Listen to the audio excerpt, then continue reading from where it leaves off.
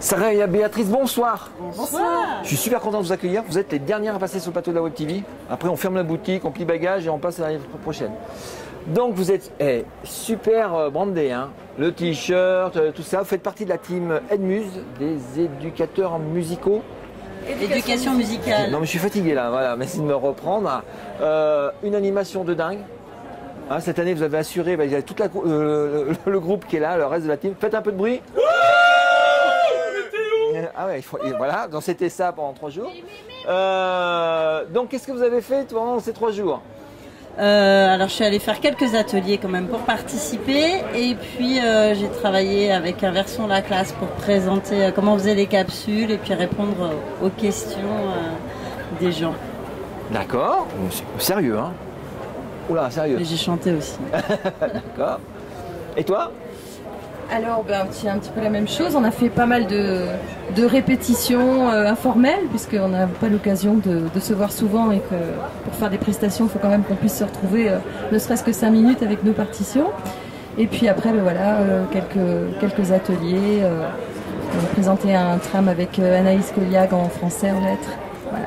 D'accord. Et il y a 2 choses que je voulais dire, c'est cette année on a les filles, parce que si vous reprenez les vidéos de l'année dernière, on avait fait un pari avec les garçons qui sont là. J'avais que des garçons, les filles n'avaient pas voulu parler l'année dernière. Il me dit l'année prochaine, c'est que les filles, donc c'est pour ça qu'il n'y a que les filles.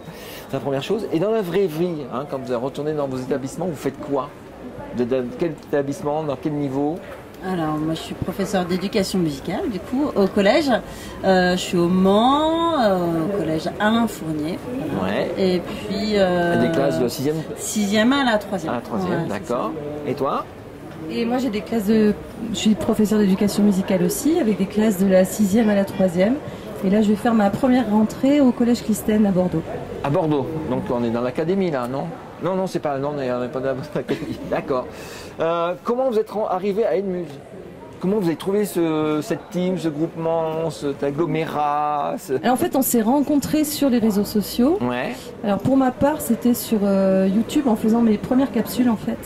Je me suis rendu compte en les taguant que dans le fil, il y avait d'autres collègues qui faisaient des capsules sur le même thème. Et j'ai vu qu'il y avait un gros groupement qui commençait à se faire et j'ai été contactée à partir de là. Donc c'est un petit peu le noyau de départ de... Donc tu étais là l'année dernière? Oui, j'étais là l'année dernière. Okay. Mais toi tu n'étais pas là l'année dernière? C'est ta première fois à Ludovia? Moi c'est ma première fois à Ludovia. Ta première réunion Edmuse aussi peut-être? Ah non, on s'est vu déjà plusieurs fois. Hein. Il y a eu l'Edmuse Connect à Nice. C'est ça qui est notre regroupement annuel voilà, sur les profs de musique connectés. Et puis on s'est vu au Clic aussi, voilà, pour certains. Ah donc ça commence à devenir récurrent cette affaire? C'est ça, on essaye de se retrouver régulièrement. D'accord, ok. Qu'est-ce que ça t'apporte de faire partir de ce collectif? Ça apporte beaucoup. On est assez seuls, nous, en tant que prof de musique dans nos collèges. Ouais. Et puis, dans les pratiques autour du numérique... C'est des collèges avec 2, 3... il faut que ce soit vraiment des gros établissements. Ouais. Et puis, en plus, dans ces cas-là, on ne se voit pas parce qu'on partage la même salle, donc c'est difficile de se voir. Et des profs de musique qui travaillent en numérique, il y en a encore moins. Même si ça se fait de plus en plus. Donc, ça fait du bien de pouvoir échanger, de partager et tout ça avec bienveillance aussi. D'accord. Et pour toi? Alors, je ne sais pas à quoi rajouter par rapport à ce que tu viens de dire. En fait, c'est vrai qu'on prend beaucoup de plaisir à se retrouver à chaque fois. On a plaisir à partager. On partage toute l'année, tous les jours, sur Twitter, mais ça reste quand même convivial de pouvoir se retrouver. Et alors, moi j'ai une question piège maintenant à vous poser, parce que ça fait un bout de temps, donc ça fait 2-3 ans maintenant. Oui, hein, oui 3 ans. Donc c'est toujours resté dans ce format informel, mais dans vos pratiques, est-ce que vous pensez que ce groupement vous a apporté quelque chose, a changé quelque chose dans la pratique, dans la pédagogie, par rapport à si vous avez été resté tout seul dans votre coin? Est-ce que tu peux le quantifier, quel impact ça peut avoir? Difficile à quantifier, mais c'est énorme pour ma part. Vraiment, c'est d'une richesse incroyable de pouvoir... c'est un groupe de pratique en fait, c'est un groupe d'échange de pratiques. Et j'ai l'impression que c'est plus que ça. Ah oui, c'est beaucoup plus que ça, oui. Ça, c'est un des aspects. Et c'est vrai qu'on a, comme tu disais tout à l'heure, des règles entre guillemets, parce que ça se fait pratiquement tout seul, mais de convivialité, de bienveillance, de coopération, de regard sur le travail de l'autre. Et sur le plan humain, il se passe des choses aussi... Voilà, c'est de l'amitié, c'est beaucoup de richesses diverses et variées qui donnent confiance et qui nous permettent d'aller beaucoup plus loin que peut-être on aurait été tout seul au départ. En tout cas, c'est le cas pour moi. Pareil. Oui, moi ça a pas mal révolutionné mes pratiques de classe. Parce que ça correspondait à un moment où j'ai commencé la classe inversée en fait, mais pas que. C'est tout ce qui se passe, je crois que pour tout le monde, hein, ça renouvelle les pratiques aussi là-dessus. Et puis humainement, effectivement, c'est quelque chose d'assez fort. Et tout à l'heure, c'est toi qui disais que toi, vous étiez un peu seul dans les établissements. Est-ce que le fait, via le numérique, les autres profs, d'autres matières, français, anglais, maths, patati patata, vous regardez ce qui se passe chez vous, ils peuvent, dans le même établissement, viennent vous parler par rapport au numérique? Il y a ça où ça arrive, c'est pas encore enclenché, ça arrive, parce qu'ils ont un regard. La curiosité.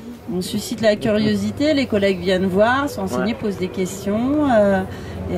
Effectivement, ça permet ils s'intéressent un petit peu plus finalement à ce qu'on fait dans nos matières. D'accord. Enfin, pour ma part.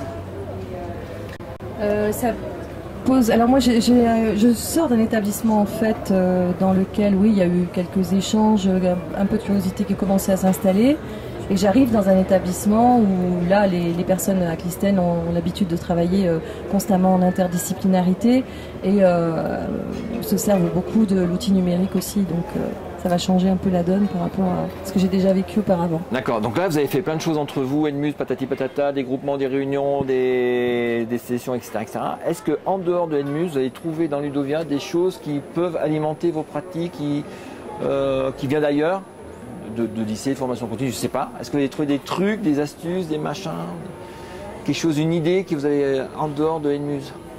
Oui, moi je suis allée écouter Nicolas Leluverne ce matin sur les pratiques citoyennes et les réflexions. Je suis dans un collège de REP+, avec tout ce qui est théorie du complot, tout ça, le questionnement de transdisciplinaire un petit peu qui peut être intéressant. Puis, on a vu, forcément, ça nous nourrit, il y a énormément de choses. Je ne saurais pas dire là. Il faut le digérer d'abord, je crois. D'accord. On se reverra l'année prochaine pour la digestion, hein. On se donne un an pour digérer tout ça.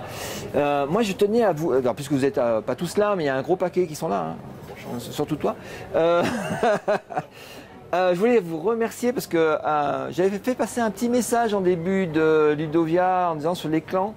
Parce qu'on voit des gens sur la Tweetée, on voit des gens sur qu'est-ce qu'il y a, le Tweetmook, etc., etc. Et en disant restez pas, Ludovia, c'est pas un agrégat de clans, mais ça doit être, il faut que ça existe parce qu'on a des spécificités, on a des besoins, des trucs comme ça. Mais il faut que ça fusionne entre tout le monde, qu'il y ait distillation des pratiques et des choses comme ça entre tout le monde. Et vous avez joué le jeu à fond, les gars. Hein, super brandé et tout, vous avez joué le jeu à fond. Les animations, tout le monde est super content de ce que vous avez fait. Moi je vous applaudis, bravo les gars. Et c'est vraiment l'état d'esprit qu'il faut garder. J'espère que vous le garderez. Hein.